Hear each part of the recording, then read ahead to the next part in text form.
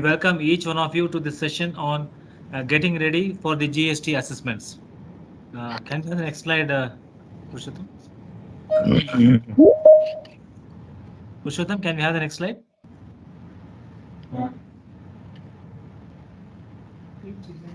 Before we could start the session, a minute of a silence from members. BCIC would like to offer its tribute for all those who have lost their lives due to COVID-19 and pray for their soul rest in peace. And also BCIC could express its gratitude to all the frontline COVID-19 warriors for the invaluable service they have rendered and continue to render. A minute of a silence, please.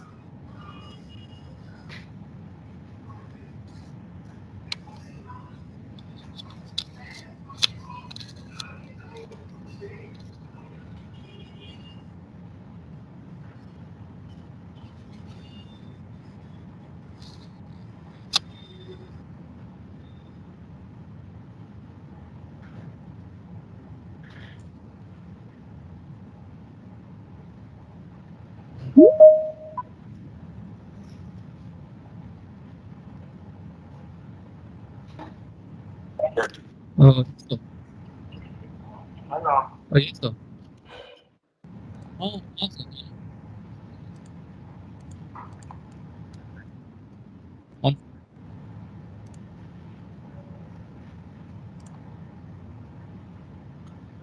Thank you for your cooperation. Let's start our session.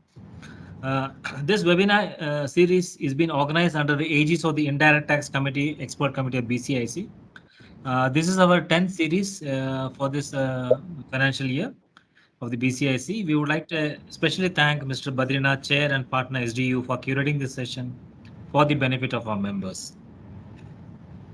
Today's session will be addressed by none other than Dr. Murali Krishna, the Additional Commissioner of Commercial Tax, Government of Karnataka. He will also speak on the expectation of the tax office. What do they expect from our industry members? Along with Dr. M.B.V. Murali Krishna, we'll also have speaker. The session will be Mr. Adarsh Singh, the subject matter expert of Web Solution Limited. He will deliberate and present on the achieving efficiency in maintenance of data extraction of the details for the verification by the tax office. Mr. Badrinath, Chair of the Indirect Tax Expert Committee, BCIC, will set the context and moderate today's session. On behalf of the BCIC, we would like to express our sincere thanks to Dr. Murali Krishna and Adarsh Singh for accepting our invitation to address on this important subject. We would also like to thank all the participants for joining in today's session. We would also like to acknowledge and thank Web Solution Limited for being a supporting partner for today's virtual session. A brief about Web Solution is Web is a 20-year listed company, initially known as Wipro e-Peripherals, which is now part of the Wipro. In 2000, it became an independent entity with pan-India presence and 600 plus large to mid-sized trust customers. The company has multiple solution offering, managed print services, document management system, workflow, automation, low-code platform, GST managed, GST filing, e-invoice, e-bill. They're also the authorized distributor for RICO for product sales and services. We are also happy to inform you that Web Solution is offering a 1-month free trial offer to Web GST e-invoice platform. We have shared the link in the chat box for all the participants to fill it in and share the interest. We would like to urge all of you to kindly utilize this opportunity. We request all the participants to kindly mute your mic and webcam option. This will enhance and keep the bandwidth strong, as well as avoid any disturbance in the background. Please post your questions in the chat box only. The speaker will respond to the questions during the session, and we will answer all your queries. May I now invite Mr. Badrinath to set the context and moderate today's session. Thanking you all once again. Request Badri to take over, sir. Over to you, sir. Thank you, Prithvi. Thank you so much. Thank you for that introduction piece. A very warm welcome to all of you. And yes, sir, I will start with thanking Mr. Murali Krishna, Dr. Murali Krishna. Thank you so much for making your time today, sir. It's always a pleasure to hear you out. Dr. Murali Krishna, I don't think needs any introduction. He is the man that we all go to for anything and everything that we actually need on the GST side. Thank you so much, sir. Your presence itself means a lot to us. Thank you so much. Sir, today's discussion is on the proceedings that the tax office can initiate. There are various forms and fashions in which the proceedings can be initiated by the tax office, starting from section 60 till up to 67. So various forms and fashions: unregistered taxpayers, scrutiny of returns, search, seizure and inspection, assessment, special audit, scrutiny, best judgment, various forms and fashions. Each one of them have its own start, have its own procedures, have its own documents, have its own purposes. Each one of them have a trigger of its own. Each one of them are with a separate objective. The scope and coverage of each one of them are different. We've spent enough time on earlier occasions in terms of what each one of the proceedings actually mean for all of us and how we should get ready. Today, we have Dr. Murli Krishna, who's going to share his perspective more specifically for us to help us understand how we have to be, how we have to get assessment ready. What is it that we have to really look at when we talk about assessment, audit, adjudication? What is it that all of us have to, be aware of? How is it that we can ensure that all these aspects are a smooth flow, a good drive for all of us when we go through this? So with this, actually, we approached Dr. Murli Krishna to saying, sir, give us a department's perspective, give us the tax office's perspective in terms of how we can ensure that all these are smooth. What is the expectations that they have from us, and what is it that we should expect from them? So Dr. Murli Krishna gave his kind consent to actually address all of us today. So that will be the first session, followed with, as Prithvi was telling, we'll have a small demo from Adarsh, WEP Peripherals, a product of theirs, in terms of how we can utilize their product to be more efficient in collating the documents and tax office. So with this, let me invite Dr. Murli Krishna. Sir, over to you. Good afternoon, Mr. Badrinath, and thank you for BCAC team inviting me to speak on mood of the department pertaining to audit and assessment adjudication. Can you hear me, Badri? Loud and clear. Am I audible? Yes, sir. Loud and clear. Yeah, my PPT, I think it is on the sharing, yes. No? Yes, sir. The slide is also visible. Yeah, both are visible. That's good. So first and foremost, I should thank the office bearers of the BCAC, and particularly Mr. Badrinath, who called me in the 2 weeks back and requested me for the evening session on this particular topic. In fact, when I asked him what actually I want to talk about it, he said each and everybody is aware of it. You can just go through in as a snapshot or in detail. And further, you would like to know about how actually the mood of the department is onto the assessment and adjudication process. So we already in the 4th year of completion of GST implementation from 1/7/2017, and we are stepping into the 5th year from 1/7/2021.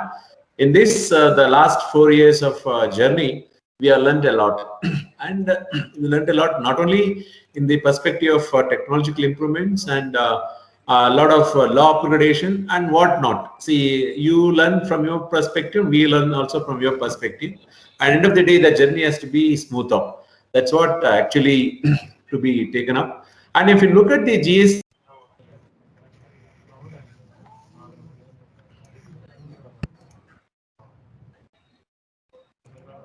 assessment adjudication process compared to the early. But still, if you look at the GST, we have bifurcated the assessment and adjudication on 3 different parts altogether.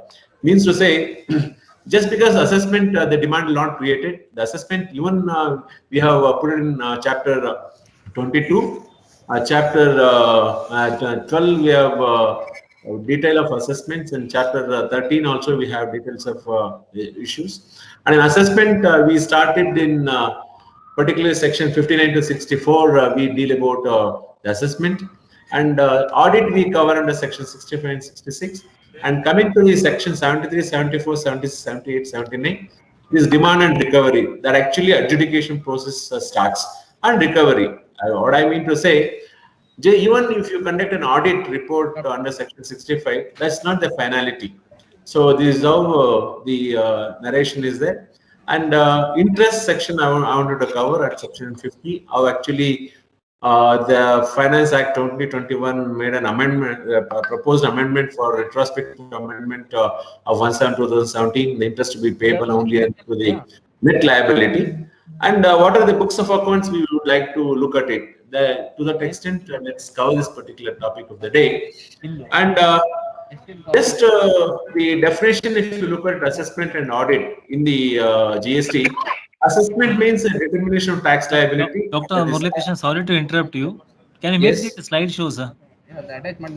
I think I put it in slide share. No, sir. Now? No. Now it's slide show. Perfect, sir. Perfect.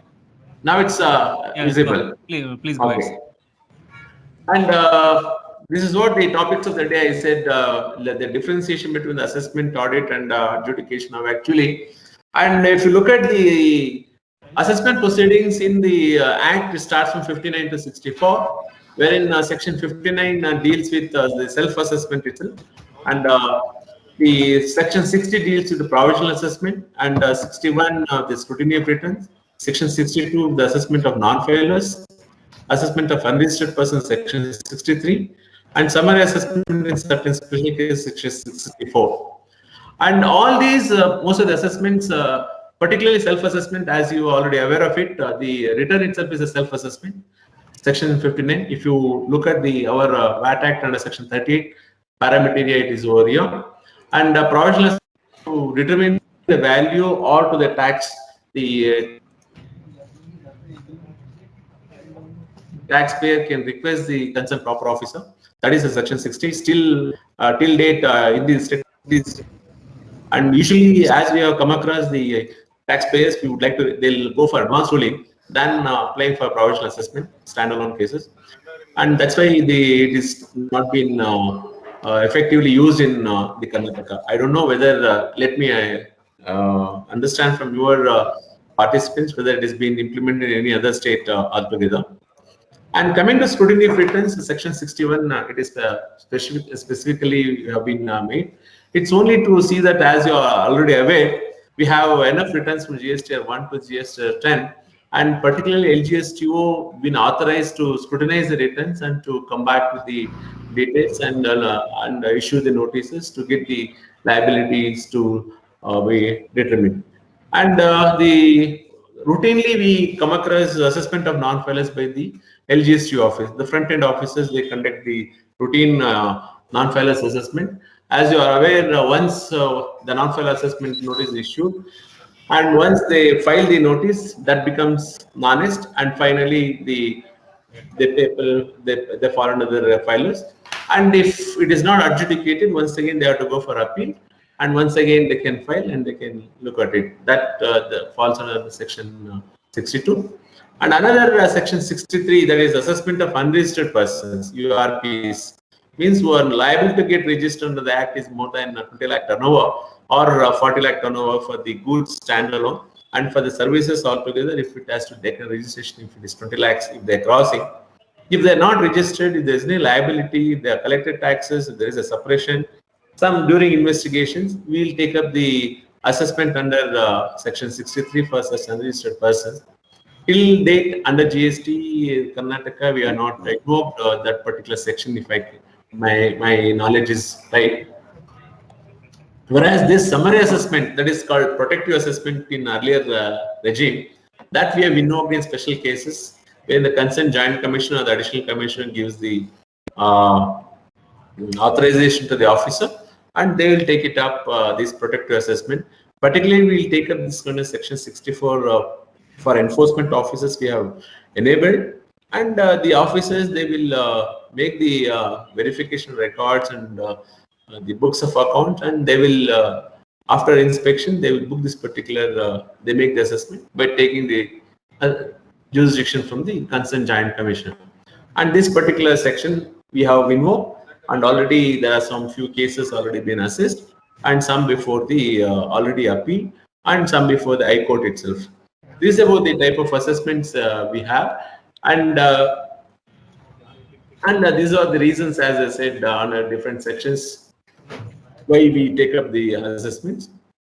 And audit, we have two sections, section 65 and section 66. And today's topic more pertain to the audit aspect. I can know from the mood of the participants, because we started these audits right from January 2021. We started the process of auditing in the state of Karnataka, and particularly in the section 65. And actually, even like in central authorities, we don't have a exclusive audit commissionerate. The Karnataka state, we don't, in our commercial tax department, we don't have exclusive the audit adjudication as it is done in CBSE central authorities. We are continuing with our own old set of our assessment officers who are there in VAT regime. For them only, we have given the power of auditing under section 65 for calling for books of accounts and to visit the business premises and all that. And this is the difference I would like to say from the how the central authorities are doing and how we are doing it. And another special audit, section 66, this is exclusively for the people, means to say that if the department wants to conduct any special cases of an audit, with the pool of chartered accountant and the cost accountant or the company secretaries, we can pool people and we can refer the cases where there is no conflicts of interest to such persons. Then we can take up a particular special audit.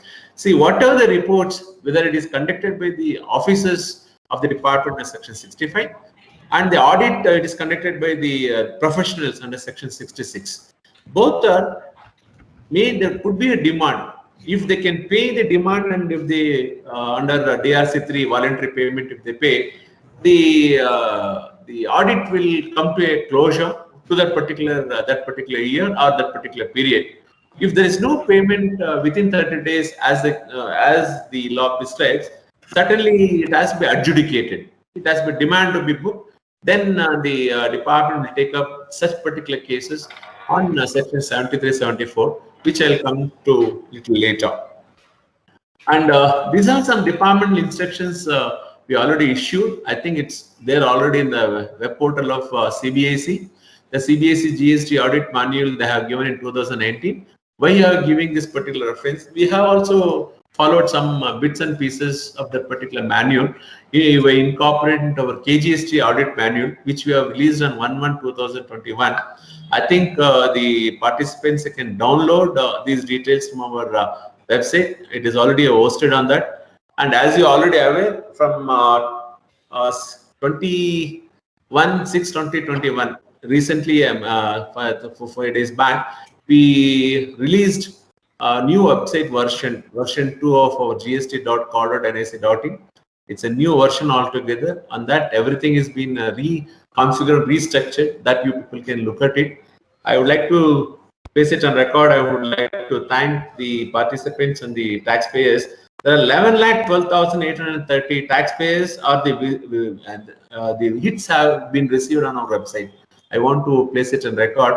This wouldn't have gone through unless until the any taxpayer visits that particular site. You please visit our gst.co.nic.in and give us valuable feedback on that. So this KGST audit manual we already posted on that website, and it is in very in detail, and you can see how we have segregated the chapters, audit manual, and the preparation of the mandate, what are to be seen, and how the office are to be conducted, and how the business premises the taxpayer have to conduct. We are given in detail about in that particular manual, and we have instructed all our officers to follow it up scrupulously with reference to that KGST audit manual. And following to that, before releasing audit manual, we are released in 19/12/2020 an e-Shodhane circular. E-Shodhane is an abbreviation of audit, and how actually it has to be. It's a Shodhane, it's a Kannada word we are given for audit, and it's an abbreviation. I'll not go to the acronym right now.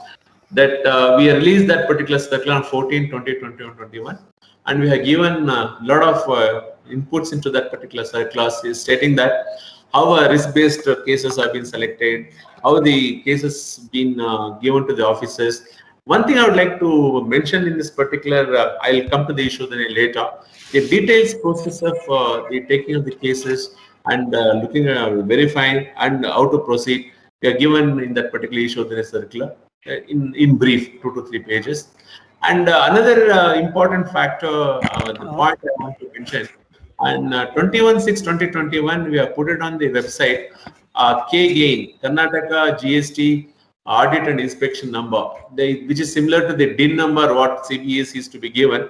We are given K-GAIN. I'll explain how actually the features of K-GAIN in our we have rolled out in our department. That also I will explain later. These are some of the department instructions we are given with reference to the audit purposes. This is what I said, the issue the name, what actually, how actually audit processing you are taking it up. Hello? It is little, yes. ये क्या proceed करना है समझ में नहीं आ रहा आप क्या प्रोसीड करो बोल के वो please Hello? Proceed to further Request all to kindly be in mute. Huh? Okay. This And this is nothing but a issue the name from audit process. Yes. Yeah. This is a little upgraded version of what actually we had a comprehensive audit system module in our Karnataka. अरे दोस्त आप समझ लो पहले आप customer से ये लंबा चौड़ा काम करे तो कुछ भी नहीं काम होता है। I request I request you to all बात kindly be in यहाँ mute. आपको जो बोला है और राहुल को जो बोला Hello. Yeah. In this e-audit, we have based on risk-based identification cases we have selected, and it's on a round-robin basis. I think there is some noise. Yeah, they don't understand. I think I request mute everybody, Mr. The BCAC team, who are the technical team. Yeah. Please You're doing mute this. everyone. Yes, Only allow me to speak so that we can take the question answers later. Yeah, please go ahead, sir. Yeah, we have based on the data what we have in the we have taken the risk-based identification cases. I'll explain which are the risk-based in the next slide, and it is based on the round robin. It will allot. It not serially. It will allot. It based. It will 1, 2, 3, or 4, 5, 6. It will be the system driven. The round robin based assignment will go to the scrutiny and audit, and it is a totally automated process of assignments creations, and it will be integrated with the inspection and appeal processes. And there will be a peer review of our audit report. Still, we are not enabled it. We are going to enable that. Means to say, whenever an officer uploads an audit report, how best the audit report has come across, any deficiencies are there, that can be verified by another officer, and it will come back to the same officer for further rectification. That's the peer review. This is a very unique, which is not there in any other the audit module. We are planning to incorporate in our audit module. And we have integrated this e-Shodhani with the GST central portal for data exchange interface, because we are being the model one state, we have to work with the GST because our service provider is NIC Karnataka. We have our own backend module, and we have a standard template for audit reports and order updates in that. And these are the risk factors. This is very interesting. I think we have mentioned these in our circular too. These are the risk factors based on which we have selected the cases for scrutiny. What I mean to say, we are given some of the cases, around 20 cases initially for each and every officer, like the commercial tax officer, or assistant commissioner, deputy commissioner, based on the turnover. If the higher turnover will go to the deputy commissioner, middle turnover will go to the assistant, and the lesser turnover goes to the commercial tax officer. These are the 10 risk factors we have factored in, and not all 10 risk factors may be there in a single particular case. It will be 10 factors factored in. Some of the cases may go to some more risk factors will go to some. In that way, we have categorized. One risk factor to say, R3B is a ledger-based return. R3B, it's a monthly return, which is less than R1. Means to say, if the total output tax declared in GST1 is more than 5% of that declared in 3B. The reason is that you're already aware the output, the GST1 is nothing but an invoice-wise supply details. And if it is more than, means to say, there are chances of omissions of what office the taxpayers would have done in 3B. 3B being a ledger, so much of trash or scrap might be there, or data might be incorrect. Whereas we believe the GST1 is at the perfect data because it's invoice-based details. So whenever the output tax declared in GST1 is more than 5% of that declared in 3B, we consider it as one of the risk factor. You flag that. Another risk factor is if the R3B is more than R2A, means to say if the ITC claimed in 3B, as I already said, 3B is a ledger based and data can be anything can be done or it can be concealed. So if the input tax claimed in 3B is more than 10% of that declared in 2A. So 2A is, you're already aware, which is nothing but auto-popular data of your suppliers. So I know the web peripherals are any other company. There are many people, they know how to match the data, mismatch the data, and they collect and they give it to the officers for verification. This is another one risk factor. Wherever the ITC claimed more in 3B compared to the 2A, that is also another risk factor we flag and for the take of the scrutiny. And one other risk factor is service sector. Service sector means like any hospital industry, hospital and educational and works contract and software industry. In such service sector cases, we're having more than 10 crore aggregate turnover. We take it as aggregate turnover of 10 crore more. We have taken, we are putting this 10 risk factors means we don't want to make an audit of all the cases. We never want to make audit of all the cases. That's the reason we are taking this as the risk factors and the transitional cases, because we have flagged now the audit only for 2017-18. You're already aware the 17-18 annual return filing somewhere happened in 2019, if I can recollect my memory. So that from that particular time, there are 3 years of time will be there as per section 74 and 5 years time will be there as per section 74 to take up the cases for the adjudication. With that particular notation, we have started only from 17-18. Shortly, coming days, we will go to enable for 18-19 and 19-20. Whereas for 18-19 also enabled for wrong refunds. Other than that, these are the risk factors enabled for 17-18 risk factors for selection of the cases. And delayed ITC, another one is whenever the ITC availed in 3B filed after 23/4/1919 for the financial year 17-18. So that was the last date for given time to file and all that. Any after that, the filing, that is another risk factors. We are going to straight away we can reject that particular cases of ITC and we can reverse and we can make the liability to come into that. That's one risk factor. Another, with the history, the department knows a lot of evasion prone commodities like iron, steel, scraps and areca nut, all plantation crops, cashew and oil seeds. So the department knows there are so many like cement in some cases, hardware materials some, and electrical goods. We know these are the evasion prone commodities. In such cases, also we'll take up, we have mapped these details in our e-way bill details and the mismatches of that details also will take up for the one of the factor for selection. This is another one, input tax rate block cases. You're already aware there are so much of fraud is happening and the claimant of the recipient, the existing of the taxpayer will be in a bona fide question. At that time, as per the section rule 86A, we're going to block certain ITC. Even such cases, we're going to take it up for audit purposes. And another old refund cases, say up to 25 and 2019, we had all manual process of refunding. Even such cases, we have flagged it for risk factor. New refund, that's after 26/9/2019. And in enforced vigilance reports, even such reports, we also flagged as one of the risk factors. That doesn't mean that all the 10 risk factors, the combination risk factors will be flagged in. All the cases, not that every case will have all the particular factors.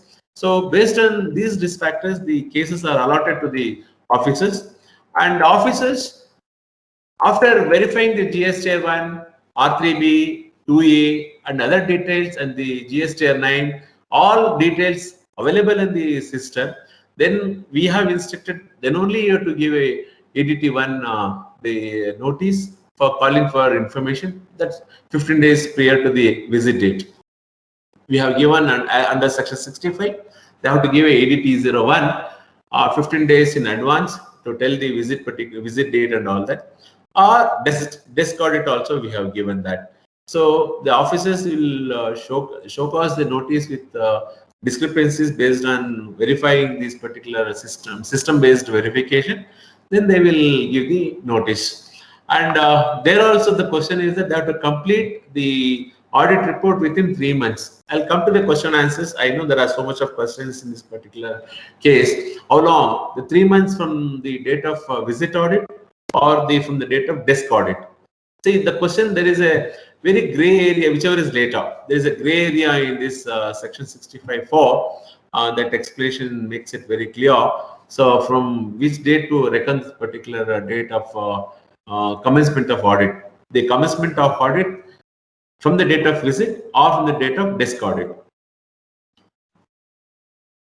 This is what I wanted to say about K-gain, which is in similar to the DIN, document identification number of CBAC. Here we have put it at 2 levels. I think already we enabled on the website, and any taxpayer can check this. I am not whether the notice been issued or not. We have right now we have integrated only for the audit proceedings, not for the enforcement proceedings. Shortly we're going to link that. In the first phase of the information of K-gain, the taxpayers can know whether this particular case has been assigned or not, to which by the number with the assessment number they can see the details. Further, there will be OTP based authentication we are giving for the taxpayer. Further, they can still see the further details of what are all the informations, means whether it is concluded, what is the stage of adjudication, all that information is there. This is a win-win situation for both the taxpayer as well as for the officer. It will be more transparent. It was even BCAC was requesting this kind of a unique number to be given in a document. Finally, we could adapt from 21/6/2021. Still, there are some issues to make it more. Days to come, I think each and every document will have this K-gain number. With that, you can access what is the stage and status of the particular case. And I don't want to go to this particular forms and all that. You're all aware of it.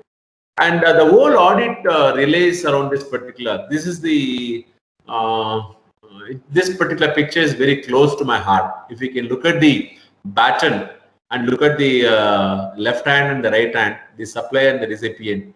If I can relate this particular to a relay marathon, 400 meter marathon, when 4 players will be there, like manufacturers, wholesalers, distributors, and retailers. And this particular baton is the input tax credit. Whole activity revolves around this. If it is excess, if it is less, you'll get more of output tax. If it is excess, the output tax is not there. If it is lost, even the particular taxpayer loses the input tax credit. This is what the baton, I can put it in input tax credit. See, why I'm trying to tell this in this particular slide, the whole department is looking at the input tax credit. See, if I need a tax liability, net tax liability, output tax minus input tax only the net tax. Whether the refund also, if you look at section 54 refund issues, where particular exports with payment of tax, without payment of tax, inverted duty structure, or excess cash balance, if you look at it, it is a tax element, and which relates to the input tax credit. So even the refund, the net tax, whether the eligibility or ineligibility.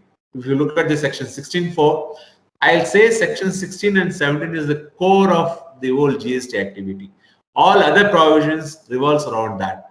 In wrong exemptions, how much input tax rate is going to be, for example, in hospital industry, if you take it up, and there will be no output tax liability at all, whereas input tax you cannot claim. But there are so many services in hospital industry, even education sector. There are so many services sectors.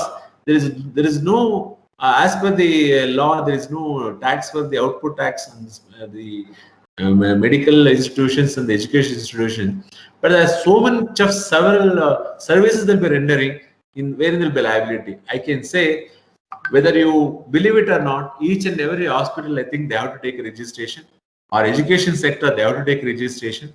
See, only under notified under UGC or particular the institutional, only such institutions are exempted for tax, not for all other activities. That should be remembered. So the notifications also drives that what is the input tax, whether it is reduced rate of tax or higher rate of tax. So all this around, it's on the input tax rate alone. This is what the department, we look at how much of input tax we can restrict or how much of output tax we can look at it. This is what I said. Many people will debate on to claim input tax credit for is used in for course of business or furtherance of his business. There are 4 specified reasons. So to claim any input tax, remember the taxpayer should be in a possession of tax invoice or debit note. And recently from Finance Act 2021, it has been amended to say that even it should be declared in the outward supply. In the GST 1, it should have been declared. Means to say, GST 1 is very, very, very crucial. Without that, the declaration, the input tax credit cannot be. Let me see, is it prospective or retro? I think it is a retrospective amendment as from 1/7/2017. So means to say, whatever the details of invoice should have been reflected in GST 1. Remember, my dear friend, GST 1 is very, very important document now, and it should be in a position of tax invoice or debit note issued by the supplier whenever we are making assessment of a recipient. And he should have received the goods or services or both. So means to say, you should have a document on hand. You should have been declared in the GST 1, and you should have received the goods or services. Another one thing, the tax should have been collected, should have been paid. Paid means it could be adjusted to the input tax credit or cash payment. Both, either the one should be there. And he has furnished the return under Section 39. Remember, this is another very, very important. Your supplier, when we are making an assessment of a recipient, supplier should have filed this return also. So, if I'll not go to the further information on the input tax credit claim and eligibility, ineligibility, you can, if you can simply remember one quote, I can say, I do not recorded in this. FMCG, like F is for food, M for machinery, C for consumable, goods for loss. This kind of a word, if you can remember, and exempted something. All these, the input tax restrictions will come into that. That one should remember to get the output tax liability. We officers, we focus on this particular section and 16-17 to see to that to get the output tax liabilities. And I'll not go to the detail of the different section of. This is a section of provisional assessment and 60. Still, we are not taken up. Scrutiny of returns, this is authorized proper officer will take it up under Section 61. 62 is a non-filer assessment, and this is, as I said, at least 15 days of service of notice has to be given. If the validator furnished within 30 days, whatever the non-filer assessment notice we have given, that is been withdrawn. If it is not withdrawn, if it is more than 30 days, then one has to go for appeal. I think most of the participants are aware, so they would have come to you people only after everything is over. They wouldn't have seen their mail or their mobile number. They have not seen the details. Then only they would have appeared. And assessment of unregistered person, as if it is not registered dealer, then they have to. The assessment will be done under this particular section. 64, as I said, under summary assessment. It's like a this is under Section 64, like summary assessment, protective assessment, as I said in earlier regime. This particularly evidence of any tax liability, particularly we look at fly-by-night operators. For such people, we'll take up the assessment under Section 64. And as I said, I explained already, Section 65 is the one we'll take up for audit. And as I already said, what are the risk factors, we look into all that. It's only for registered taxpayers. Those who are registered only, for such people will take up under Section 65. And it should be done at the place of business or in the office. That's a test audit or the visit audit. Commencement, as I said, within 6 months of commencement, extendable by commissioner by another 6 months.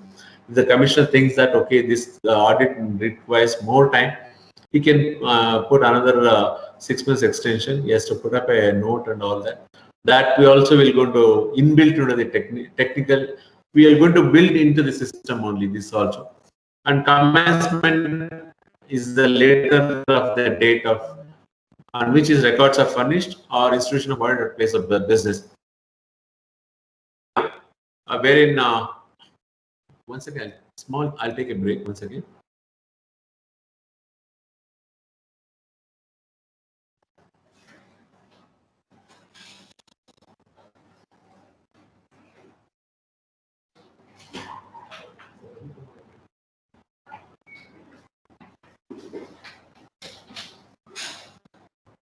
Sorry, my dear friend. And so this is a very gray area wherein even after issuing a notice, the books of accounts or whatever the information we call it is not furnished in time. They may send another notice. They may send another notice. It may go for a long period of time till the books of accounts are produced. Particularly under this pandemic time. I think our officers have not commenced audit in some cases. In some cases, already they may be short of some documents. They may issue a notice once again. So I request neither from the taxpayer nor from the officer's side, should not be a too prolonged stretch of calling for information, because if they won't do it in time, it will take a long time and it will affect the whole performance. And we were looking into that to curtail this particular visit audit. We want to make it more of a visit audit rather than a desk audit. Whereas in a visit audit, as you're already aware, because of the pandemic time, most of the visit audit could not be taken up. Only few visit audit has been taken up. Let us see how this pandemic eases out. After that, I think we would like to go for more of visit audit and less of desk audit. So the reason is that the time limit is only 3 months. Your officers always will think that, okay, this document is not given, that document is not given. I have seen our officers have issued ADT01 or ADT01 in 2 pages, asking for each and every information not available, and they put it in the last line saying that whichever is applicable only you can furnish it. That also they are done. And sometimes they insist, okay, please give every details and all that. We already said to our officers, 3B is already available, 2A is already available, annual return is also available, GST1 is also available on the portal, and all the database is there in the system. We are trying to analyze in such a way that the details can be downloadable format and all that. We have told very clearly to after verification only, if there are issues are there, you can look at it. Because of 17-18, a lot of notification changes are there, a lot of deadlines are there. They have to look at everything and they have to issue the notice for calling for books of account. What actually they should ask, if you feel that, okay, there is an harassment from our side, from the officer side, you are all free at liberty to contact the next level officers or to our level. We are working on to that, and we have addressed on social media whenever we get a notices of information, such issues on the Twitter. We are addressing such issues. This is one gray area is there, wherein the officers are taking advantage. Even taxpayers also take advantage to that extent. I insist not to take advantage of such issues. So, if within 3 months, if they come within 3 months or within 3 months, if they conclude the findings, they can upload it on ADT02. Remember, this is only report. It's only an audit report. They can upload it onto the system. It is also we have built the system in place. Even it go to the GST portal, it's back and comes back and says information gets recorded as a repository of audit reports. Also will get. We are given one template format of how actually the audit report to be done, and also some variations can be done in special cases. And once we are going to build another module in our system, right now up to section 65, we have built in a module. Once the section 65, this audit report is uploaded to the system, if there's a liability, means to say it is not the proposal, it is not a demand, it's only an observation. Please remember, in an audit report, whatever under section 65 is given, it is only observation of the officer. If the taxpayer accepts the particular observation and he makes the payment within 30 days. Okay, if we make the fine within 30 days by making the payment DRC 3, demand recovery certificate 3, if they make the payment. If they make the payment within 30 days, then we'll not take it up for the further adjudication. It will stop there. That doesn't mean that that particular audit is over. The adjudication will not be taken up for that place later. That can be taken up unless until there should be some reasons to believe. So if the officer, if the taxpayer doesn't pay the amount within 30 days of the particular ADT to the issue to the taxpayer, the proceedings will start under section 73 or 74. 73 is 74. It's a parameter sections with fraud or without fraud. See, section 73 is without fraud. 74 it is with fraud. See, it is very difficult to come across and say which is a real true fraud. See, within the books of accounts also there could be a fraud, not concealing the information, not reporting the information, the suppressing the facts and all that. But still, if you can establish there's an intention, there's a mens rea, there's a fraud involved, then the assessment, the adjudication period will be for 5 years. That's under section 74. From the date of filing the return, 5 years the audit can be, the adjudication can be done. If it is not fraud, within 3 years it has to be done. Once again, if you look at it, is what are the proceedings to minister? The reason is the detection of tax not paid or short pay, ITC erroneously availed or utilized, tax erroneously refunded. Everything culminates in payment of additional liability only. So this is the process of section 65 of actually visit audit. 15 days notice is to be given, visit audit be taken, 3 months completion to be done, extension by another 6 months by the commissioner. Only audit authorized officer only can conduct audit. Now in the state of Karnataka, we have assigned the existing assessment officers to conduct the audit proceedings. And once the proceedings is over, they have to upload in the ADT02 within 30 days after completion of audit. Means to say overall within 4 months, the whole activity of audit proceedings has to be completed. And the audit preparations, as I already explained, the officer should have an authorization by the commissioner to conduct an audit. And we already said to take the details of online returns available, 3B, annual return, audit reports, and 2A, all details they should analyze before going to the business premises. And they also, we have been instructed to look into the history of the industry and how actually the industries perform. They'll take the database from the trade industry and third-party informations in the banks, the government department, which is available to us, and any latest assessment order related to the registered person, details of registration, and most of the information that are there in the system itself. And any once they make the record of these details, we are already given the manual. They have to make a checklist, what to see, what not to see, and to be examined. Then they will make the visit audit, or they give the notice. And special audit, I already said it is only for professionals, which I will not touch it upon. Still, we are not taking it up. Only in demand and recovery, means that this is adjudication, section 73. As I already said, if the payment is not done within the period of time after the audit report observation is done, the officer can go to the section 73 or 74. This also will go into built-in system, means to say, by default, the assignment will go to the same officer who has conducted the audit.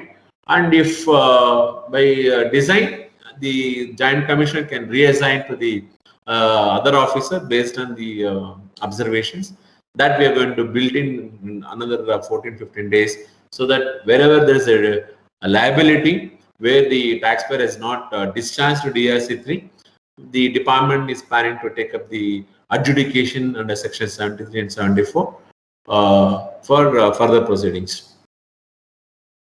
And recovery, I'll not go to the entire section 60, 50. I thought the difference only between 73 and 74 as I with fraud and without fraud, and 3 years and 5 years from the date of final the annual return. And interest, as I said, this one many people are not look into the second part of it. See, the 18% interest is only for the honest taxpayers who have filed everything details properly and all that, and they have not paid the net tax in time properly. Only for such it is 18%. The second portion, many people they miss it out, like undue or excess time input tax credit under section 42, or undue excess deduction of output tax liability. Means I don't want to go into the details into that how actually undue or excess time input tax credit. A lot of carousel fraud, the fraud is happening, all the invoices are fictitious, or the input tax is false claim. In all such cases, please remember the interest is not exceeding 24%. So rate of tax is 24, the interest is 24% for any fraud or wrongful claim of input tax credit. And on the net liability, so there will be no credit given at all. It's not called net liability at that time, it's called output tax liability. And that it is 24%. So even there is an input tax rate, once it is known as fraud, it's an excess, it's undue claim, the interest rate is 24%. Please, one should note this. And coming to the books of accounts, as I said, tax invoice in chapter 7, it is there on chapter 7, what is credit note and debit note. I'll not go to the details and all that. Certainly officers will verify all this. And section 35, what all the books of the books should be kept in the additional place or additional place of business. This I thought it's more relevant whenever they come for a visit audit. It should be in electronic form or into the manual form. However, they have maintained the books of account. They should keep this production or manufacture of goods, inward and outward supply of goods or services above, stock of goods, ITC availed, output tax payable and paid, and such as the particular has been prescribed. That's unless it's prescribed, will not come into that. So warehouse, godown, storage place, details of concerning goods should be maintained. And 35, file annual statement of accounts that is 44 to annual return period of retention of account. And this is 72 months from the due date of furnishing annual return. 72 months means 5 years they have to maintain the books of accounts in place of business premises. That one should remember. And these are the, I think much is not there to deliver. And this is what I feel. Let me take up the question answers and let us try to, before going to that, let me say these are some of the informations we officers may call for. We look at the details like balance sheet. I always say in a VAT regime or case regime, you are most interested in trading account. Now I think it's a profit loss account and trial balance and expenses. What actually shows where the ITC is going or the clients, that we have to look at it. So we always say all types of registration should, under all acts, should be taken up. All ledgers being in different locations should be looked into. Depreciation allowable on plant and machinery, other assets.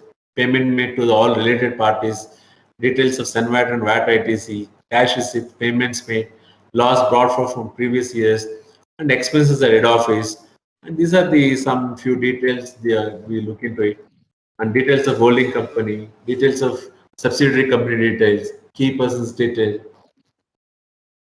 shareholding pattern of related parties, insurance details, payments such as commissions, royalty, professional fees, technical fee made outside. So these are some of the points I took it from the field offices. Right now, who are on the GST, the field, what actually they're looking into it and what instructions are there in the manual. And these are the few verifications we have told them to verify. And some sectoral verifications to just a note, particularly if you go to the real estate sector, there's nothing much to say about it. A lot of information from 2019, a lot of notifications, changes are there.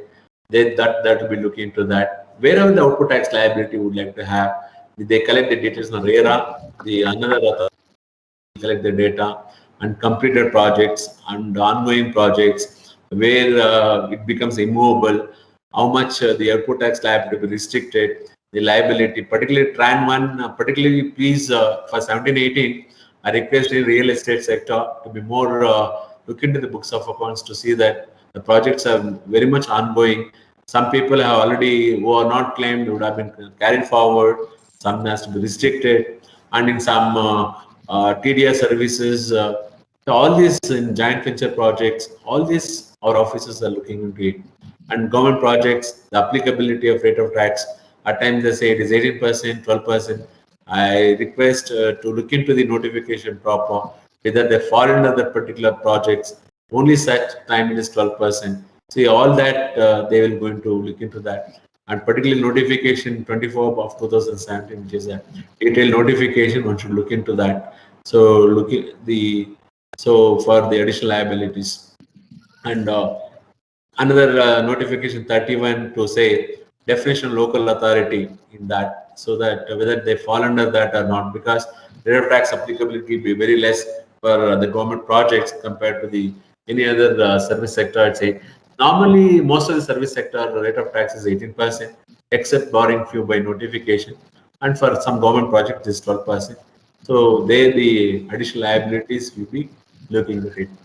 And for education sector, as I already said, so much of because our officers have investigated many education health sector, they have understood the treatment aspect to a certain extent. Okay, it is tax liability is not there, but there are so many services they are rendering. For example, if you take an education sector like a Cisco course certification, some coaching classes will be conducting in that college.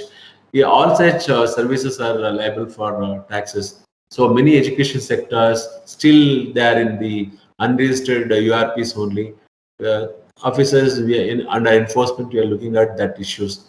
And even healthcare sector, there's so much of healthcare sector, the issues are there, and they are not aware, because even healthcare, if you look at the input tax, they may not claim the output tax liability into a certain the area of healthcare, but there are healthcare services and render which will not come into the ambit of the healthcare. Such liabilities we are looking at it.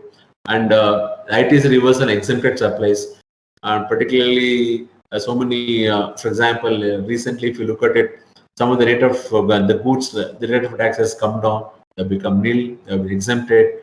So at the time, because some of the health sector they'll carry the pharmaceutical shops also, they also should be we look into that. And restaurant and outdoor catering, if you know that initially in 17-18, there's a lot of confusion between AC, non-AC, and 5%, 18%. Such misclassifications are always there.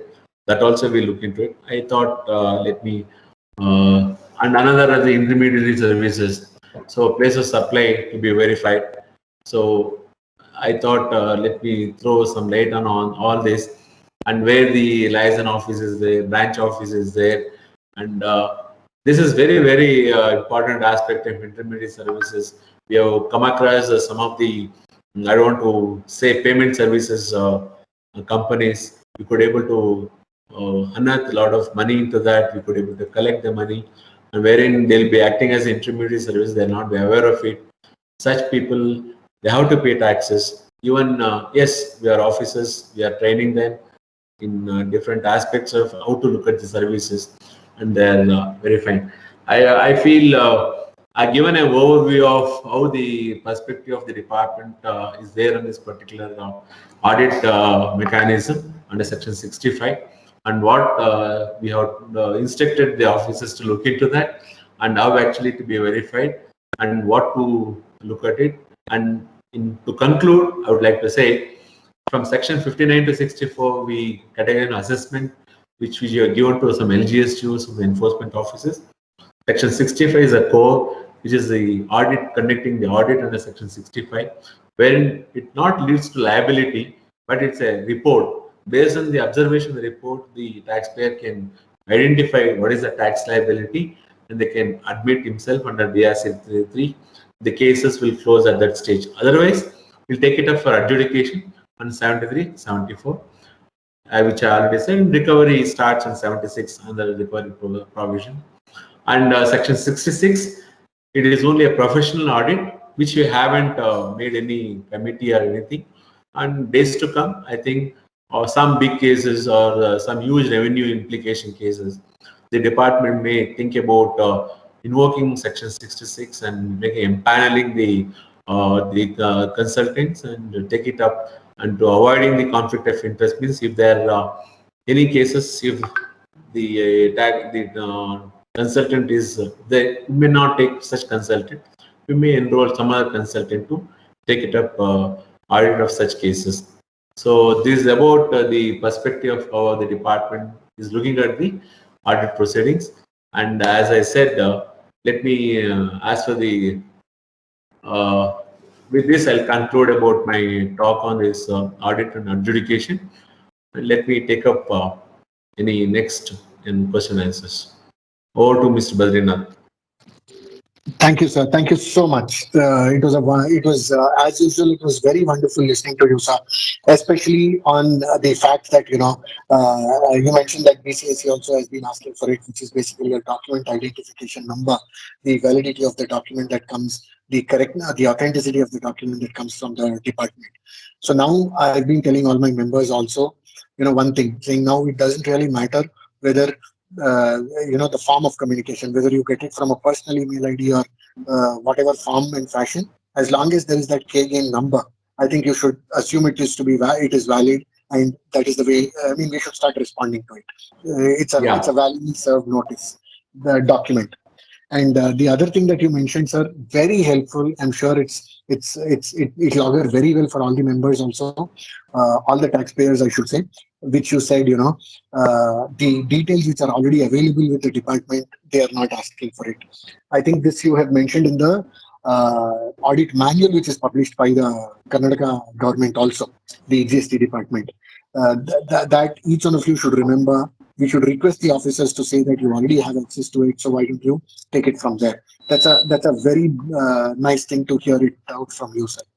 And two other things that are really, really very nice to hear it from the tax office's side, especially when you call it as the mood of the tax office, is that there is a sector focus, in the sense they are identifying the assessments or audits that have to be happening based on sectors. Like you said, it is in one thing you said it is the healthcare. Then you said input tax credits. So it's very nice to know that some specific aspects is what is being looked at, rather than run of the mill types. And last one, which I'd like to definitely mention, sir, is very important for all of us, is that the instructions, there are instructions which have been given to the field formations, to the teams which will go for audit under Section 65. So there are instructions which have been given in terms of do's and don'ts, how to do, what to do, etc. I'm sure it will be a very big benefit, because there'll be uniformity when there are instructions that come from the central cell. I'm sure there is uniformity across all the audits or assessments that really happen. Sir, it was very nice hearing you out, sir. Thank you so much. Sir, we'll wait for Adarsh also to finish his demo. Then we can take on the questions. I think I have not taken much time, Badri. I have taken in time. Okay. Adarsh? Yeah. Over to you, Adarsh. Sure. So first of all, let me just share my screen. And I hope the screen is visible to everyone. Yes, Adarsh, visible. Okay, sure. So yeah, first of all, good evening, everyone. This is Adarsh from WP Solution, and I'll be handling the product demo in today's session. And I would like to thank BCIC for giving us the opportunity to showcase our product that is related to GST returns filing. Before moving on, just a quick intro about the solution itself, what we offer. So WEP as a company has complete end-to-end solution for GST. In fact, we even hold the license for GSP, that is GST Suvidha Provider, that we got from the government and appointed by GSTN from the year 2017 itself. We have solutions in the sector of GST filing, validation, reconciliation, along with e-way billing and e-invoicing solution. We offer both API-based solution as well as an ASP platform-based solution. So today I'll be demoing the ASP platform of ours. Apart from that, we even offer managed GST filing services. So we have certain customers of ours who give us their data in raw format. We prepare their entire data and we do the managed GST filing for them as well. So with that, I like to move to the platform. So it is a web-based application that the end users will get. It will help you to file your GST returns in case you are not generating your invoices from a billing software. It will also has provision for invoice generation. You can download your GSTNs from the government site itself. That will be available under GSTN downloads. You can perform reconciliation on the software. So those are part of the software itself. So as soon as you log in onto the platform, you will get a summarized dashboard of the software that you're using. Over here, you get to see the total GSTN registration that you have done on this particular software. So our software has capabilities of registering multiple GSTN number onto a single account. So unlike the government platform where you have to create different GSTN login for different registration of your, over here you can manage that all in a single place. You even get your output tax liability, your ITC and ledger cash information as a separate ribbon. Below that, if you see, you get to choose your period for which you want to see the data for. Over here, you get to see your GSTR 1 filing status as well as GSTR 3B filing status. So suppose you have like 10 GSTN registration and you have filed data for 8. So then this will be filled accordingly as 80%.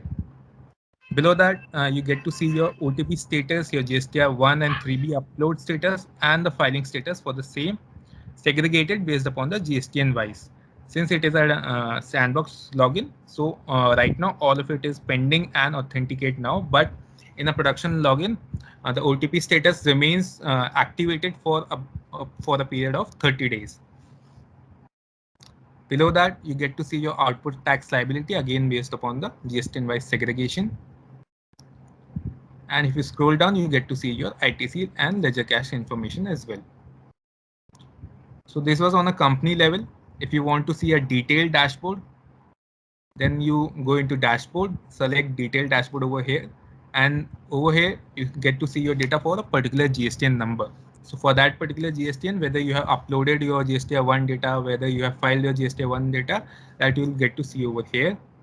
And the output tax liability, input tax credit, and the ledger cash information related to that particular GSTN number only that you'll get to see. After that, since we can add multiple GSTN to this particular platform, how you can do that?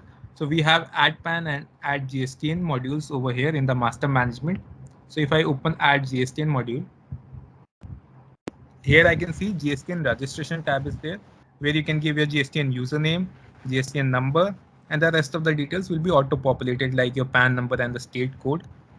And if you're using the e-way bill and e-invoice menu with us, then you can give the e-way bill username and password as well as e-invoice username and password, and you can create your GSTN registration. In case there are a lot of registration that you have for your company, then we also have a CSV template for that.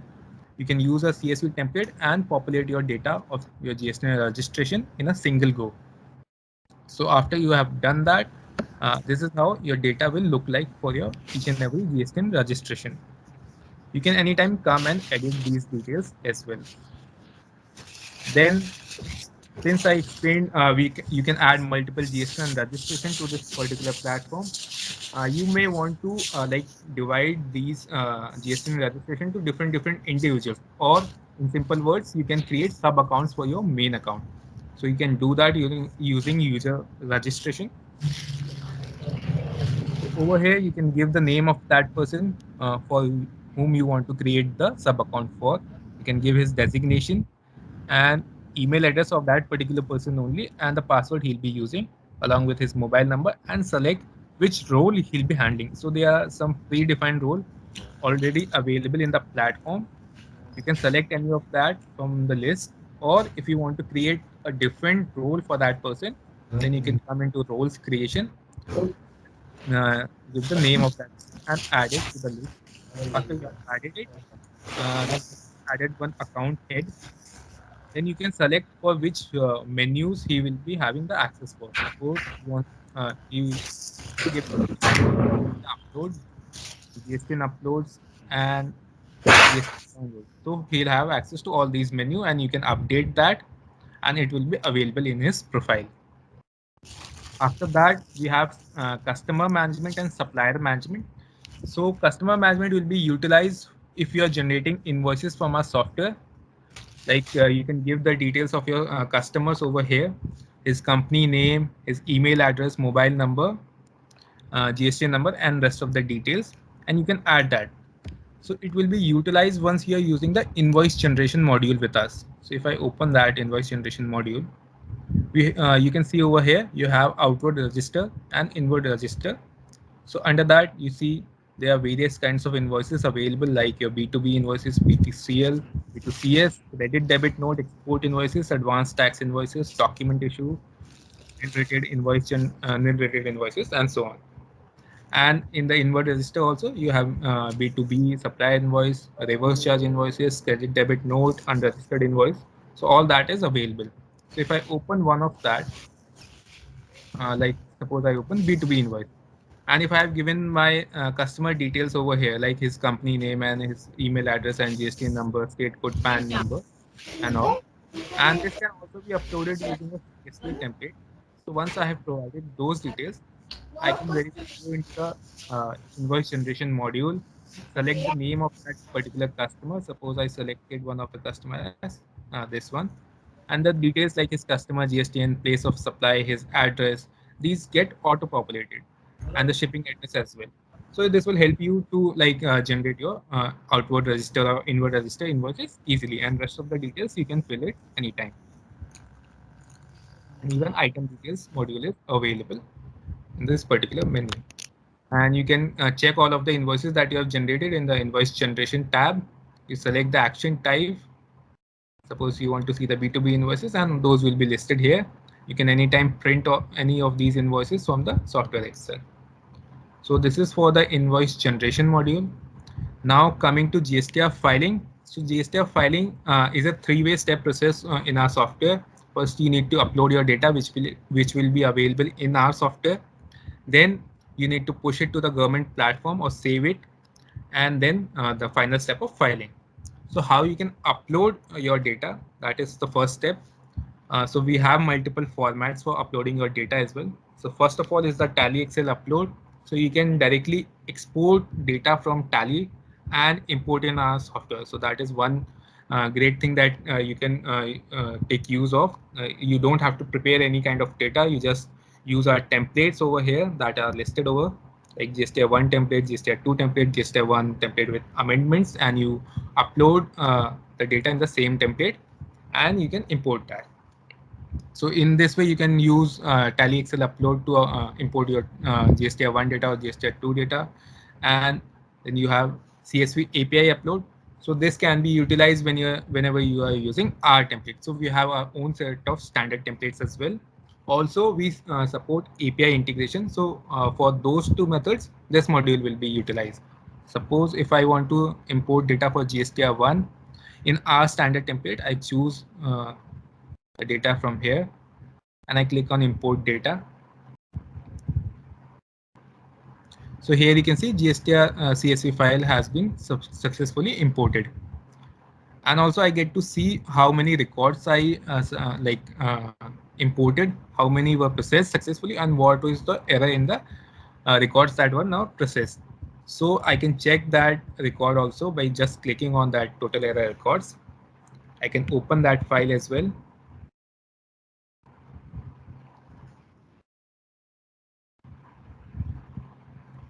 So over here, I get to see the details of the invoices. And if I scroll to the extreme left, I get to see the error message.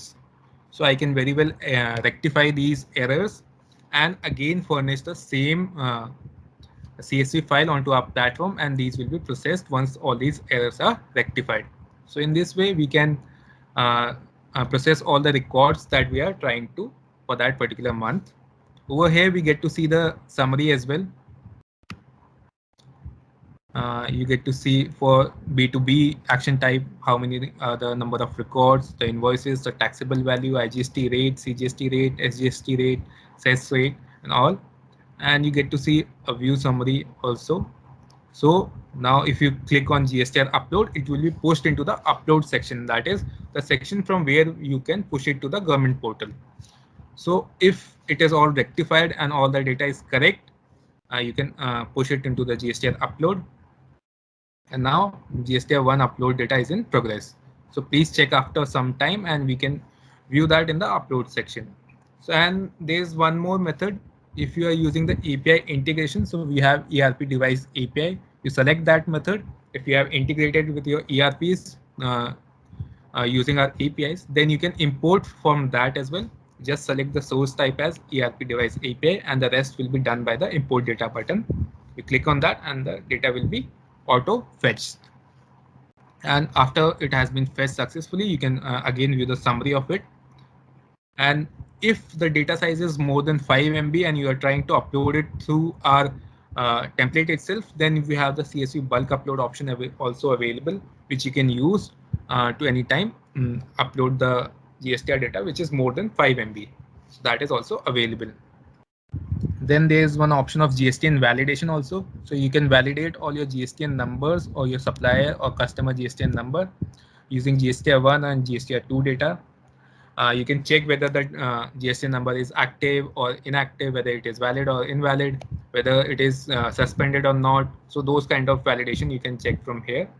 And it will help you to populate only the correct GSTN numbers when you are trying to upload your data. So in this way, this option can also be utilized. Then once you have like uploaded your data onto the platform, how you can use that, we go into GSTN upload. So all the uploaded data will now be available under GSTN uploads. You suppose I gave just now for GSTR1, under that we have GSTR1 save. So since I gave a fresh record over here, I'll select record type as not uploaded to GSTN. If I am trying to rectify any kind of errors, then I'll select GSTN error records. Otherwise, for fresh record, not uploaded to GSTN. And I'll select period as this particular month, which I just uploaded the data for, and the GSTN number and the GSTR type as GSTR1 and the action type as all, and I click on view summary. So right now it has not been processed. I'll check for another month which has been processed already, like for May month. And I click on view summary. So over here I can see for B2B invoices, how many invoices are there. For B2CS, how many are there, CDNR unregistered, document issue, export, HSN summary. For all these, I can get the details from here. I can even export it to double check it. I can get the JSON payload of it. So that is also available. And once that is done, I can just save it to the government platform using GSTR1 save. And to check the status, whether all has been processed or not, I can check from GSTR1 save status. So once I have like pushed it to the government platform, then I can go into GSTR1 file and I can perform my filing from here. So I'll select the period which I'm furnishing the data for, and I'll select the GSTN number, and I'll give the authorized PAN number and the file type as DSC or EVC. So both options are available. We can use the digital signature certificate as well as electronic verification code. And then we can view the summary of that particular data and submit it. And at last, we can file it. So in this way, we can perform filing of our GSTR1 data. And same options are also available for GSTR3B as well. You can view the summary of GSTR3B as well from here. If I select the GSTN number and the period as May month.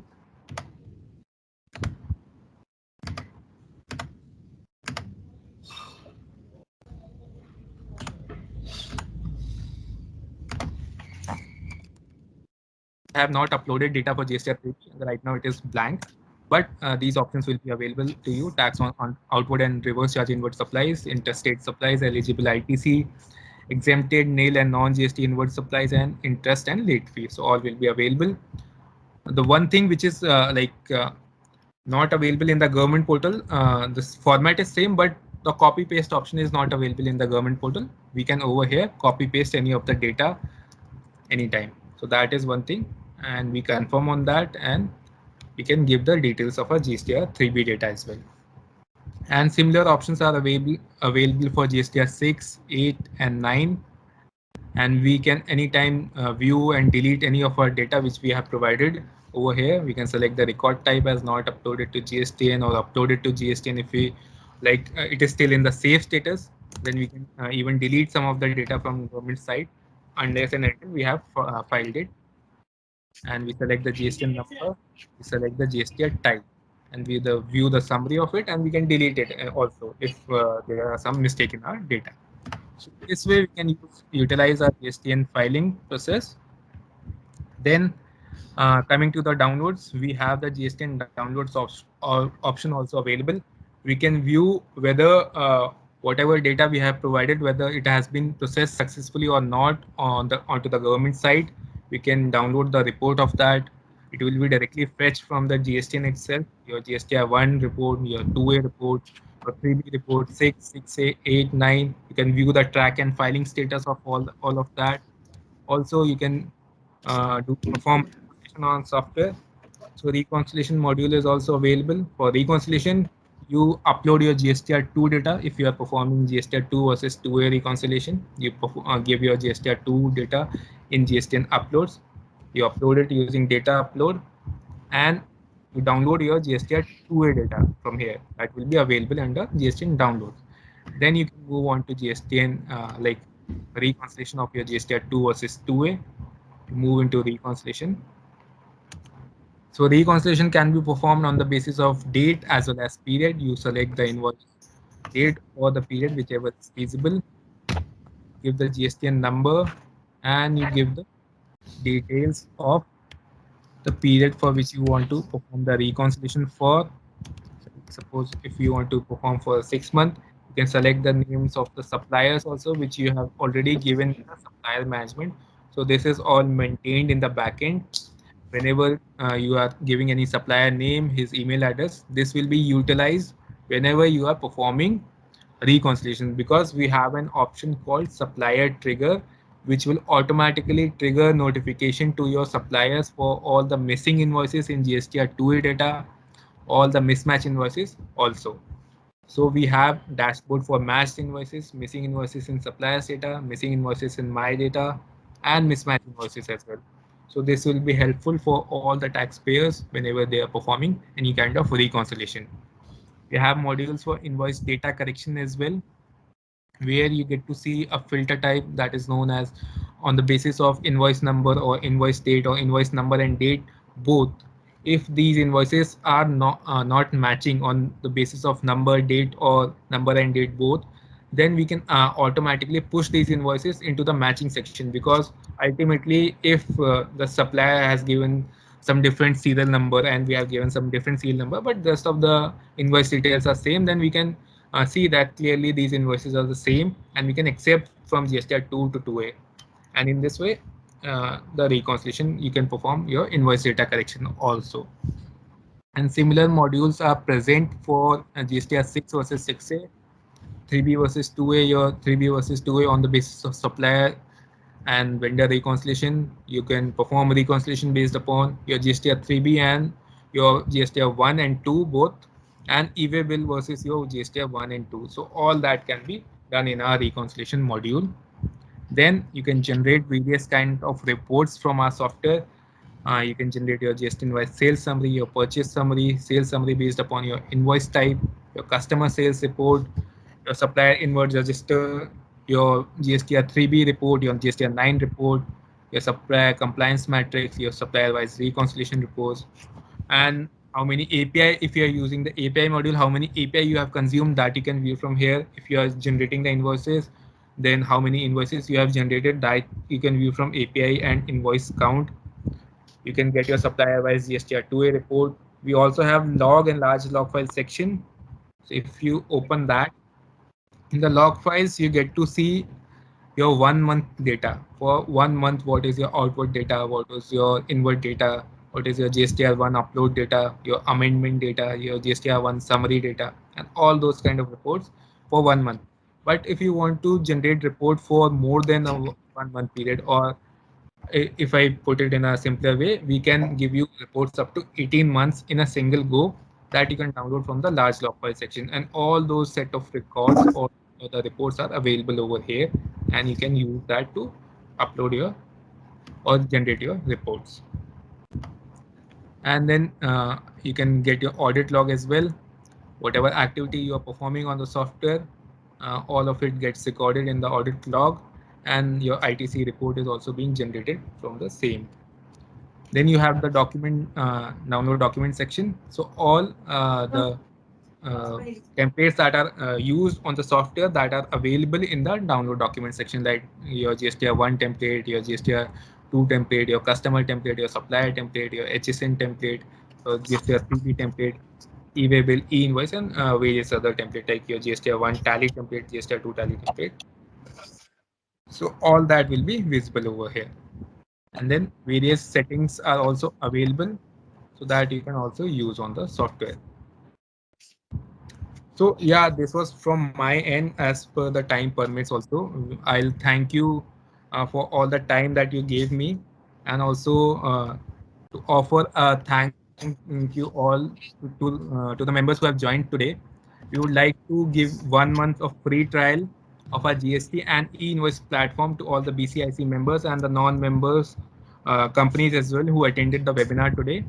For those interested in the 1 month free trial, we'll send you out a separate mailer as well, and you can register for our portal using that. So over to you, Badri sir. This was from my end. Thanks, Adarsh. Thank you so much. Yes, the last part is what is the most important aspect for the members. I'm sure there are a lot of people on this discussion today want to try and utilize the free trial for 30 days. You gave this last time as well, but I'm not too sure how many utilized. But I would believe that each of you should try it out to see how more efficient and how effective our documentation can be. Do that. 30-day trial is a very important aspect. It gives you a chance to try it out before you kind of pay for it. Thank you, others. Thank you, WEP Peripherals, for that. I think he has sent the free trial registration on the chat as well. So Yes. Do make use of it, all of you. So, sir, Murali Krishna, sir, I'm sure there are a lot of questions that people have. Let's take it from them. But one definite thing is, at least from my side, sir, you've always considered what we've said. You've made it happen for us. Thank you so much once again. Just one more thing, sir. When the audit or the assessment teams are visiting the premises, or maybe they start the audits or assessments, sir, maybe at the FPI, along with the GST training, maybe you should consider one training to see how the industry works, because how a real estate works is different from how a trader works, is different from how a technology company works, is different from how a manufacturer works. So a training in terms of how, to familiarize themselves with the words and phrases that are industry specific would do a lot of good to the assessment process. That's one request from the chamber side, sir. Sure, Badri, I will take that. In fact, I had that thought process in 2017 itself when my probationary officers were there. I wanted to set to the different sectors to understand the sectors. Yes, With a good proposition, certainly I will look into it. I am for such a kind of inputs to be taken into out, and so that we know what are the gaps and where actually our officers also has to understand the process instead of going in a mundane way of today hospital, tomorrow education, tomorrow hotel. That should not matter. I certainly will take your input, Mr. Badri. Sure. Sir, one more thing for the members on your behalf, maybe if I can say, all the members. See, today there is invoice level information. Today there is the level of information, the granularity of the information that is really available on the GSTN is at the item level in each of the invoices. So there is a lot of analytical things which the department is working on. I'm not too sure how much and what, but please appreciate each one of the members. Please appreciate that when there is a ask from the department, when there is a request from the department is coming, it is not coming without a reason. And it is not coming in a mechanical manner. There is a lot of thinking which has gone into these analytics, the amount of data that is available, and after due consideration of a lot more factors, as Dr. Sir mentioned, it is on the sector specific. It is the concept within the GST concept specific is how the audits are being taken up, how the assessments are being taken up. So all of you should bear in mind that one aspect before we react or overreact to the communication from the tax office. So please do consider that whenever any communication is received from the tax office. There is a purpose, there is a reason why that document has reached us. So keep that in mind. Now, Yeah, in here I would like to mention one thing, Mr. Badri, to all the members. If there is a notice of ADT01 asking for around 35 to 40 points, in such cases, you please flag to the concerned Joint Commissioner or to me so that we can restrict that kind of a questionnaire. And because I know some of the offices are not to the mark where certainly they would have shooted such kind of an arrow, we will see to that the sector specific and the specific to the particular taxpayer, certainly we can insist upon to them to look into the data already available, then to give the notice accordingly. Okay, that should not be a matter. Thank you. Very useful information, sir. Thank you. Thank you so much. Mr. Venkatachala has raised his hand. So, sir, if you can unmute yourself and pose the question. Mr. Venkatachala? Or Mr. Ramakrishna? Yeah. Okay. Mr. Venkatachala is there. Sir, good evening. Here in our case, we have received a notice telling that some portion of our ITC is blocked. Okay. Just afterwards, what is it? Somewhere in January 2020, our ITC has been blocked, but we have received a notice for the financial year 17-18. Okay, then you can clarify that very clearly. See, because we started only for 17-18, and if there is such inconsistency, certainly you can flag to me also through your BCAC. You can flag to me if any inconsistency will remove from our database. Fine, sir. Okay, sir. Thank you very much. Thank you. Hello. Sir, this is Ramakrishna on behalf of Samilab Limited, Bangalore. So I have a query related to industry. Okay. Say example 2017 input tax, as per section 16, there is only 4 conditions. If you receive the goods, if you receive the tax invoice, if you pay the payment, that's it. After insertion of 36.4 and 36.4 GST 2A, a 10% restriction, and this one GST 2B, now we are getting some remark like that your annual return is already filed, you are not able to take the input tax credit. What is the implication in that part, sir? Okay, as per GST 2B report, sir. Okay, every month you are generating report, but it's showing that some amount of input is filed, input tax filed is after annual cutoff rate, or is a place of supply differences like that. Okay, but party has filed the return, party has filed the payment, filed the return, the supplier has filed the return, everything. No, all that is fine. I think Badri also can concur with me. Till the filing of the annual return or that September is the date and the time always, or the within that. After that, any filing of the thing that you won't qualify for any ITC. So that's why 17-18, if you look at it, yeah, 17-18. But as a natural justice, party has also. No, my dear friend, I'll certainly concur with it. These issues you can raise in a grievances. I think BCAC can look into that. But as per the law, that is a delayed ITC that So, but it's not a huge, sir. Okay, huge impact. Okay, party has also filed the GST with late interest and filed the I GST. understood. I think Badri can intervene on this. Yeah, sir, I'll put it this way. I fully agree with Dr. Sir on this. Okay. See, what I'm trying to say, what I would like to mention in this case is the law has given us 18 months time to be able to claim the credit if we have forgotten, if we have missed out, if there was an error, reasons whatsoever. It can be anything. Okay. It can be as big as February is not a very auspicious month, so I will not claim any credit. I'll claim it in March. So reasons really don't matter.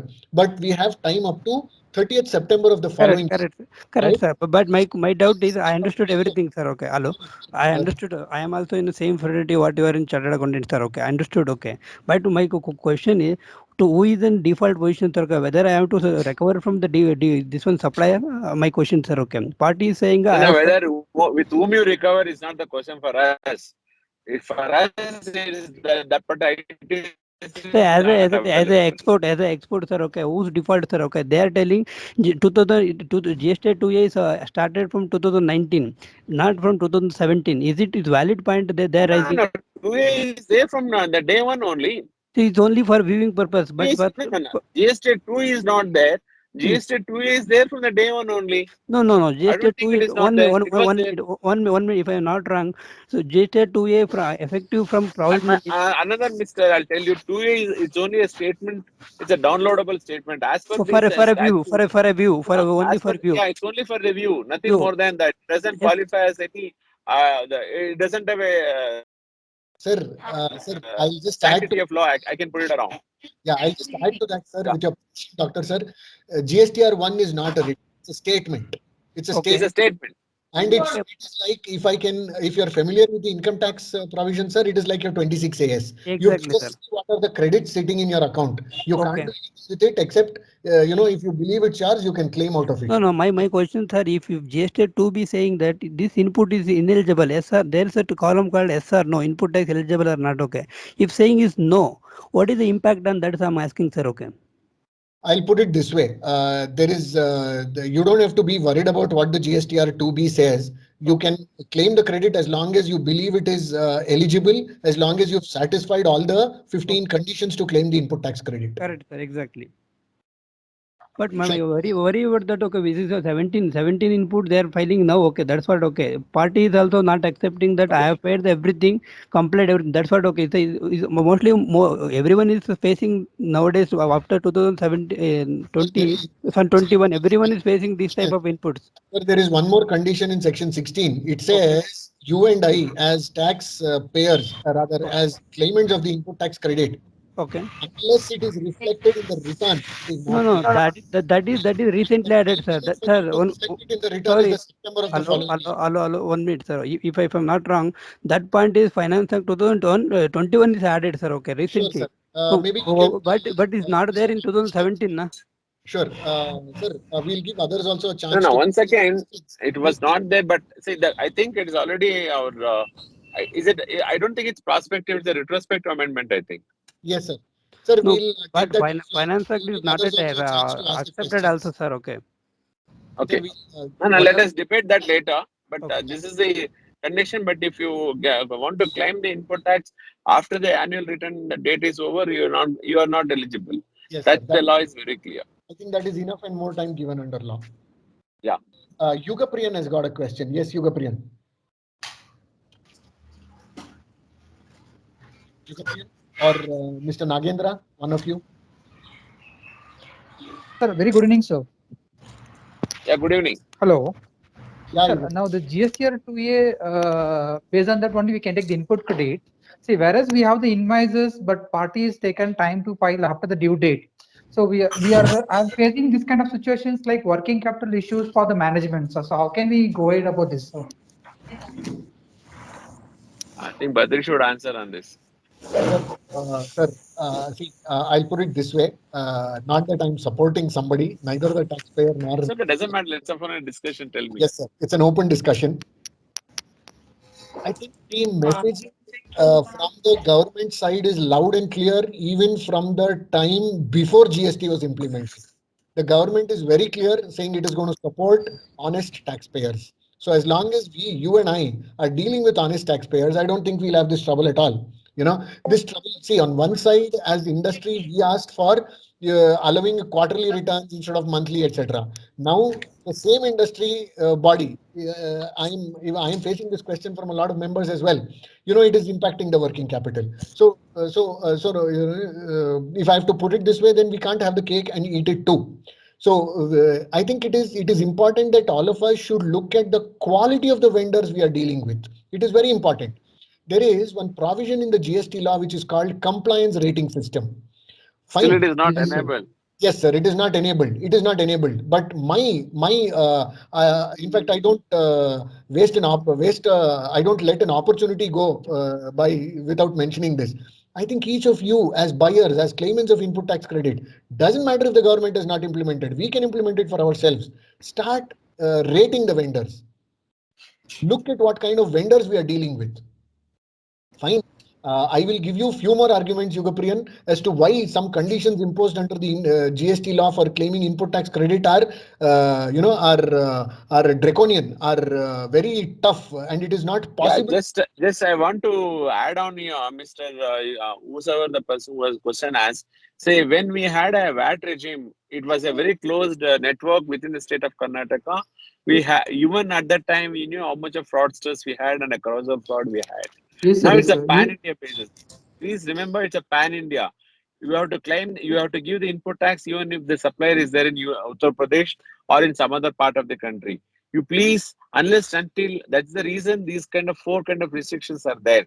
You should have invoice or a debit note. It should have been reflected in the GSTR1, and the goods and services should have been furnished, supplied, and next the payment should have been done. Further, one second.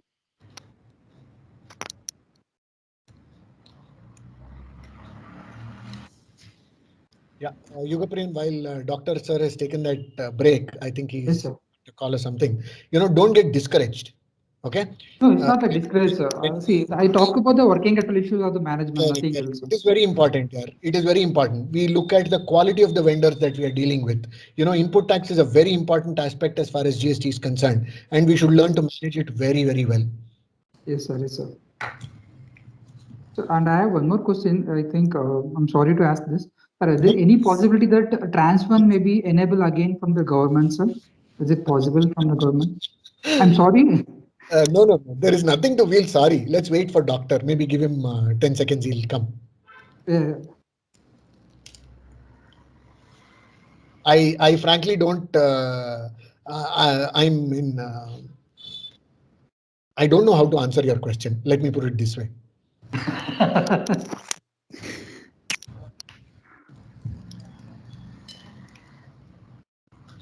While there are a lot of high courts, very many high courts across India have said, it is incorrect. It's a vested right that is there. Carry forward cannot be restricted by virtue of a timeline or a form or procedure, etc. It remains. It's a vested right. It remains with the taxpayer for life.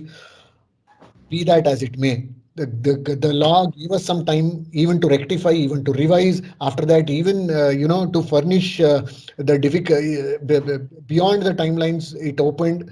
Despite that, there are a lot of cases where people have not filed and approached the high courts. High courts have said it should open, but I really don't know what the outcome is going to be at the council. Yes, sir. It can be anybody's guess.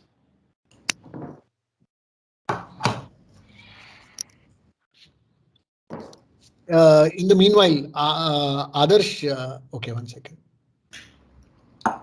Meanwhile, Adarsh, if you want to, share some commercials also, maybe after the trial, how much will it really cost us? Commercial part also, we can look upon that once the customer reaches us for the trial. We can work upon that as well. Cool. So that's a very important message from Adarsh to all of you. Please feel free. Okay. Dr. Sir is back. So Yugapriyan, you want to ask a question again? Can you hear me? Yes, sir. Loud and clear. Yugapriyan. Sir, actually, it's like many of these dealers cannot file this transfer and they're in time, and they not claim the credit because many of them not aware. And government has extended the due date. Everything has given the timeline. Is this possible again? Because many case laws, like court also given some direction to the council to reopen this GSTR1. Is it going to be happen like anything, sir?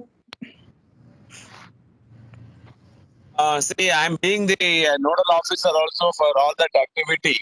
Okay. Yes, and a lot of such questions, that kind of applications are pending before me. In fact, whenever there is issues, we have flagged and we have opened it up. But keeping it apart as a person, I'm the first person. If the government comes out with this kind of amnesty to open for everybody subject to audit, I'll be the most happiest person because I know how much of problems are happening in travel issues. Most of them are directly okay, sir. There is one more question from Krishnamurthy. Mr. Krishnamurthy Nagendra, please. Hey, hi. Good evening, everyone. And one question on behalf of all the players in STPI. I think after GST, the credit relating to capital goods has been restricted. Sir, if you can throw some light, I mean, is there any background for restricting the, I mean, when I say restriction, it is relating to the refund, right? STPI units usually export their services, and then whatever the GST is paid on capital goods, if it is not given as a refund, it again leads to a working capital issue. So if you can throw some light on that, sir.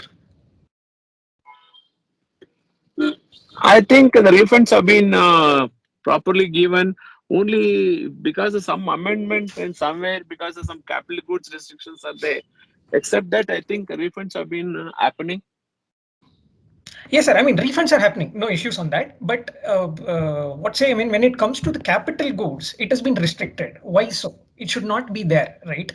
At least for STPI units or SCZs who are working for. No, I understood. That is left to the law. The people, they have to take care of it. Why they have not giving to that capital goods? Okay, I think Badri would like to say anything from the backside. Sir, yeah, I think he's talking more from say Rule 9610, where there is a if there is any, if we have imported any goods. See, I'll put it this way. There have been very many. The 9610 has got amended a plethora of times. No, Mr. Badri, not relating to 9610. It is actually, see, I am not restricted on availing the credit on capital goods, even if it is a local purchase. But if I capitalize in my books, so I can't take the, I mean, I can't claim the refund of the credit that relates to capital goods. Right. And see, I mean, players in STPI end up claiming the input tax credit, whether it is relating to consumables or capital or services, right? And why the distinction for capital goods when it is not there for consumables or services? No, that is one. And let me add to your question, Nagendra, is now going forward, see, there was a facility of paying IGST on exports and yes, refund of that. Now that's later on. That would have been my follow-up question, but to be very frank. See, we have already sent the representation out, hoping that it will be positively considered. I think they should reconsider the restriction. I think government should reconsider restricting payment of IGST on exports and claiming refund. Correct. All of us are hoping for that, sir. Doctor, sir. Yeah, sure.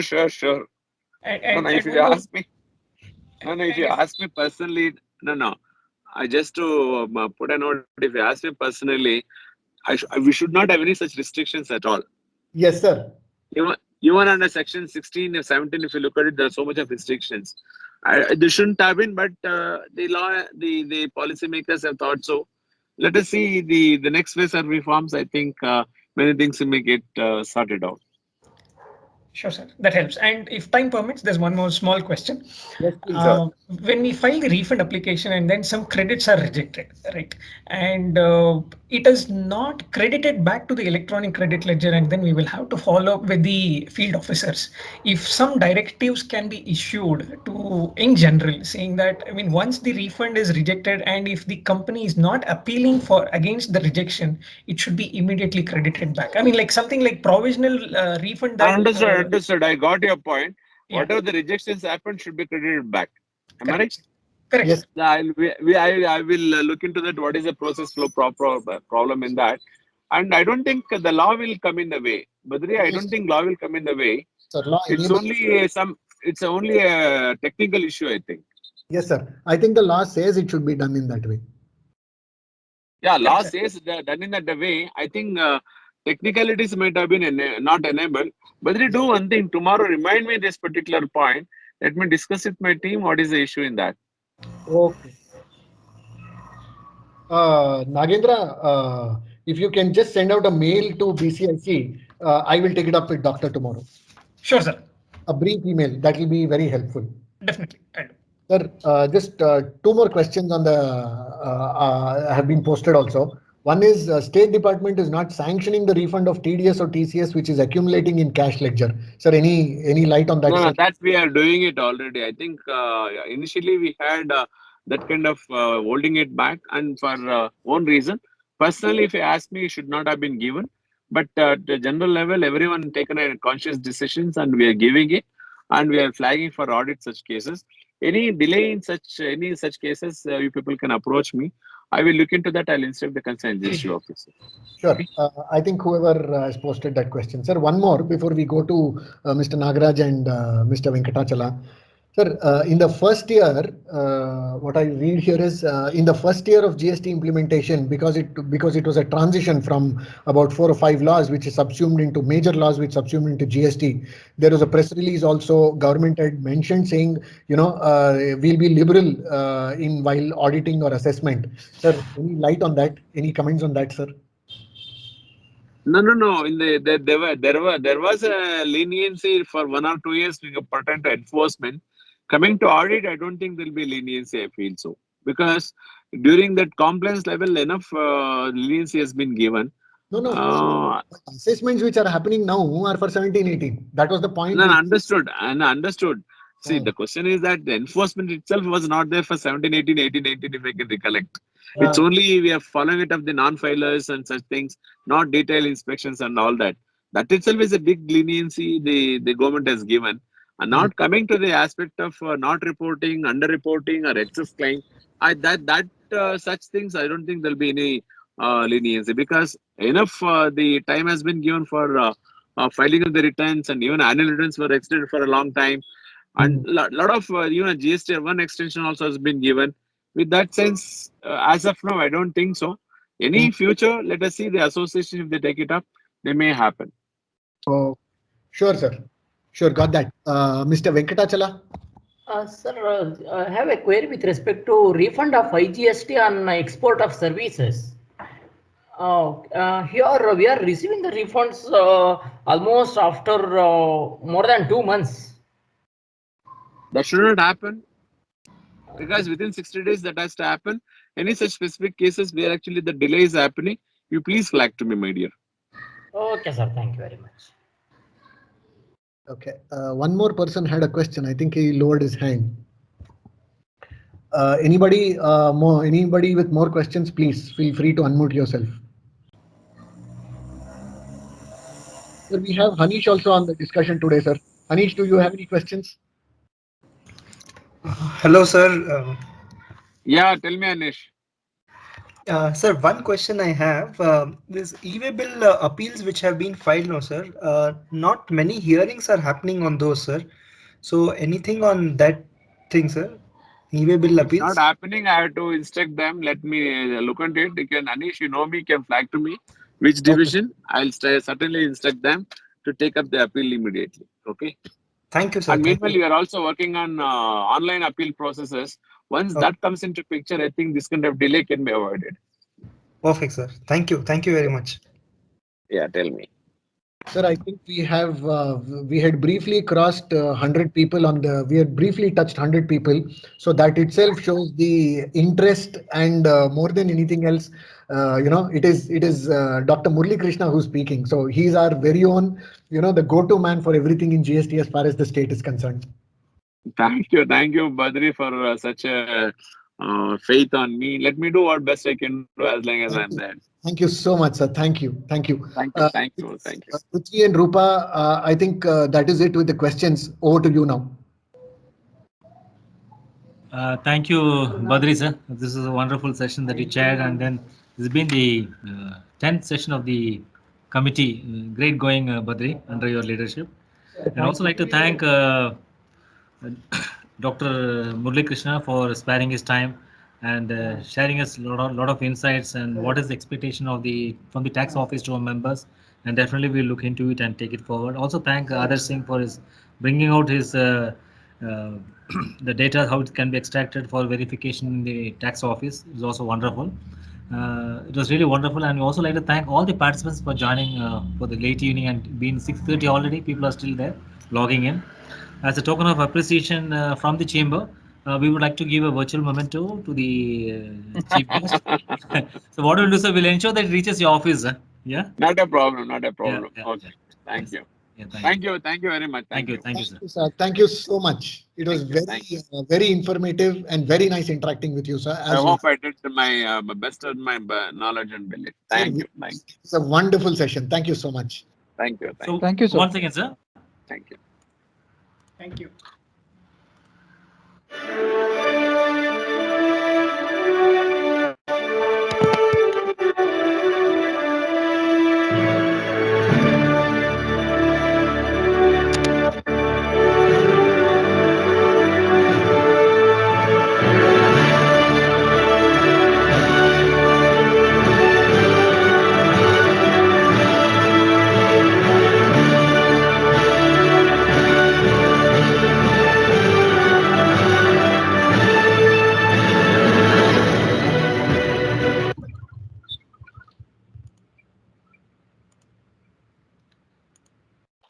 Thank you, one and all, sir. Thank you, Anand. Thank you. Thank you very much.